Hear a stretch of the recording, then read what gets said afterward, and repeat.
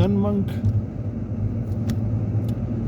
چې په خپله ټولنه کې ډېر جرمونه ګورو،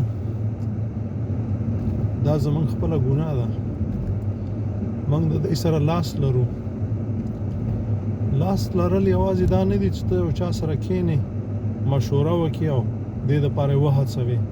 ته یې ګورې په خپله ټولنه کې دا څومره جرمونه چې کېږي، واړه دي او که لوی دي، په دې باندې موږ چپه خوله یو، موږ غږ نه کوو.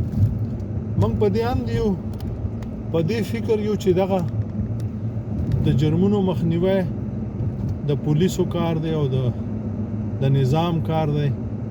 ها، د نظام کار دی، خو که ته ورته په ګوته کې او که نه ته یې پټای، ته یې ګورې او ورباندې خپره کاږي او تېرېږي ورباندې، نو په دې کې ته ورسره سم شریکې، تر هغې به دا ټولنه نشي تر څو چې موږ او تاسې په خپله د دې د ساتلو او د جرم د مخنیوي هڅې ونه کړو او د نظام سره یو ځای کار ونه کړو.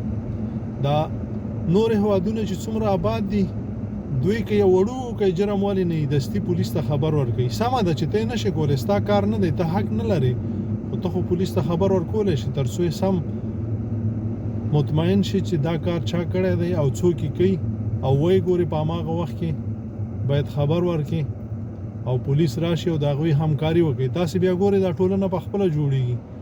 او که نه موږ یې ګورو او موږ ویو دا کار د پولیسو دی، پولیس څوک دی خو ته یې که نه، نظام څوک دی خو ته یې که نه، ټولنه څوک ده خو ته یې که نه، دا ولس څوک دی خو ته یې که نه. نو ستا کار مازې ګټل دي او بچو ته راوړل دي او خوړل دي او خوب کول دي. نه، هغه دنده چې د چا په لاس ته به د همغې سره همکاري کوي. اخو راځي ګوري که چا ورته څوک ور په ګوته که وبه یې نیسي او که نه ځي ګرځي به. د دوی د سترګو نه چې پناه وي دوی په نه پوهېږي. او که موږ او تاسې د دوی سترګې شو، د دوی لاسونه شو، بیا انشاءالله کار جوړېږي.